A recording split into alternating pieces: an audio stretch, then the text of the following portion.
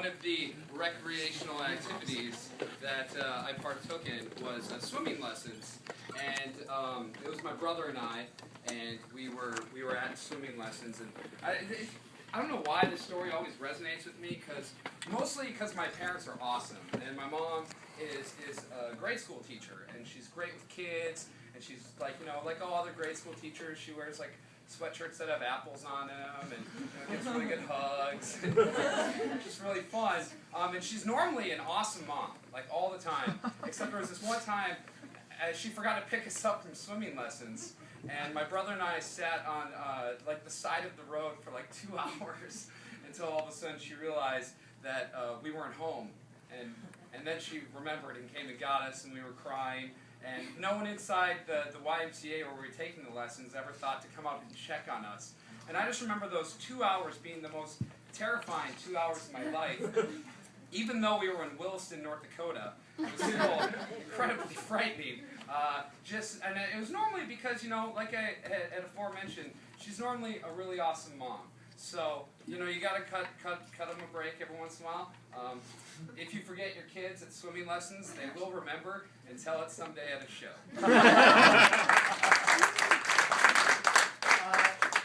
His monologue made me think of being stranded, and when we were kids, we had one of those saws that, limb saws that you throw over one end of the limb and two people, pull on it and tug and the limb falls down.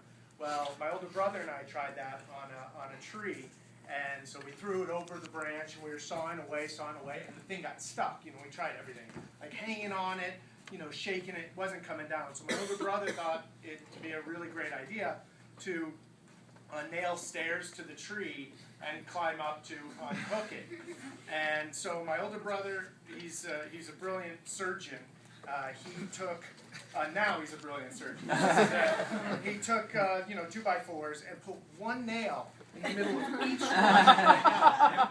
That's pretty unstable. So my older brother started climbing up the tree.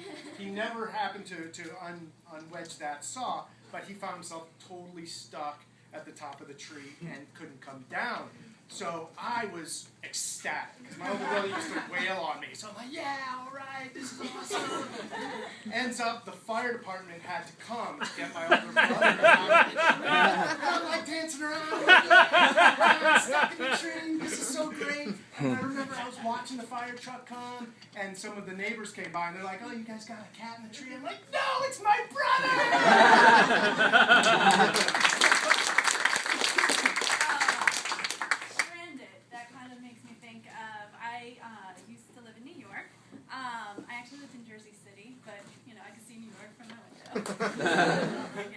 But I also worked at the Outback Steakhouse in New York City. And these guys came into my bar one day, and they started talking to me, and they were like, hey, we're having this like fake pageant, like a beauty pageant. Do you want to be in it? And I was like, okay, I don't know what I have to do. And they're like, oh, there's a couple girls that are in it. You're going to have like a talent, and there'll be some like question and answer, and it'll be a lot of fun. I was like, okay. So I got there, and turns out all these other girls had auditioned for it, and it was like this big deal for them, and I was like, I don't know what I'm doing here. I got like a dress, and turns out I came in runner-up. So, second place, where's Lisa? So that night, and they kind of, as my gift for winning, they kind of just fed me a lot of drinks. And I was young. I was like 21, 22, and I had not eaten dinner, and I'm kind of little. And I got wasted, and I ended up falling down some stairs. Not just like, how sometimes stairs like go down one like half and then go down another. It was the full flight of stairs, and they were concrete. And so I fell down these stairs, and I got up, and the bouncer guy at the end of the staircase was like, oh my gosh, should we call an ambulance? I was like, I'm fine. And I went home, and I woke up, and it turns out I had this giant bruise, like a League of Their Own when she slides into her right? And I couldn't really walk, and I was like, something's really wrong, and I was like, I need to go to a doctor. So I got on the PATH train from Jersey City to New York to go to a doctor, and on the PATH train, something like smoke started happening, and this is like 2002, people. So smoke happening in the subway. They stopped the train. We had just left the station, so we were kind of like in and out of a station, like halfway in the tunnel. I was in the tunnel. And they're like, we have to evacuate the train. But I'm like, what? I've got this like broken hip, and someone like came and they started kicking down the window, and so I'm like, I feel like totally stranded. So I got out of the window, like pushed over some old lady and climbed out the window because I really needed to save myself. And I was terrified, and I got out of the train station. Now we're at like 23rd, kind of near the Outback where I used to work. And I saw this woman. I was like, oh my God, fun! I see a friend. I see a friend on the street. I know her. And I go up to talk to her, and I'm falling and I'm limping. And it was Jennifer Connelly. And they're looking at me like, what is happening? I'm like, I can't talk to you. And I'm so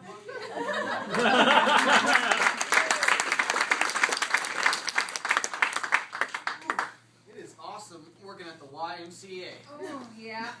Get to work out and work. Teach kids about swimming, all that good stuff. Yeah. I teach gymnastics.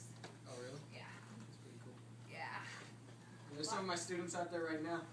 Hey! You want them to stand up there? Over there? Yeah, it's fine. Okay. Just leave them. I wouldn't do that for my kids, but that's okay. Okay. Wait, you wouldn't just leave them on a balance beam? No. No. Are you kidding me? I stay on. This is the balance beam. This is me. I'm right here always. You can look. There's a kid drowning out there. Probably. It's fine. They're not going to learn their lesson if they don't drown a couple times. You're gonna lose a kid, and then you're gonna lose this awesome job too. Look, I think the YMCA understands my methodology of teaching swimming. Okay? Oh my God. I'm sorry. I feel like I need to report you or something. This is wildly inappropriate. Look, you should try it out. It works great. Just Try put it a out. ki- These are 5-year-olds on a balance beam. Just put them up on one of those trapeze and just walk away. Go have a smoke break or something. No. Put a 5-year-old on the bars? Yeah. You are crazy. It's great for their self-esteem and makes them feel like, yeah, I can do this on my own, even So if you they... can put floaties on the kids? Oh, hell no. You don't put floaties on kids, even on the 2-year-olds? No. Actually, I put like a couple of piranhas in there to make it exciting.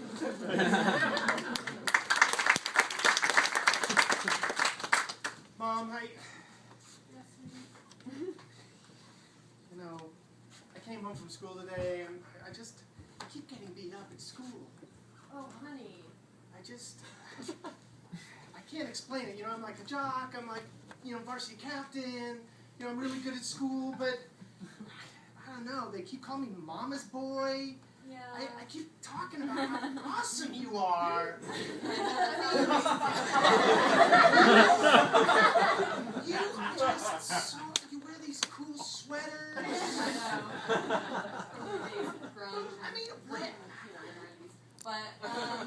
But I don't understand why they don't think you're so awesome and why they pick on me. I mean, they've met you, you have them over, you make cookies, the most awesome cookies. Yeah, You're just so cool. I think, I did raise a pussy. I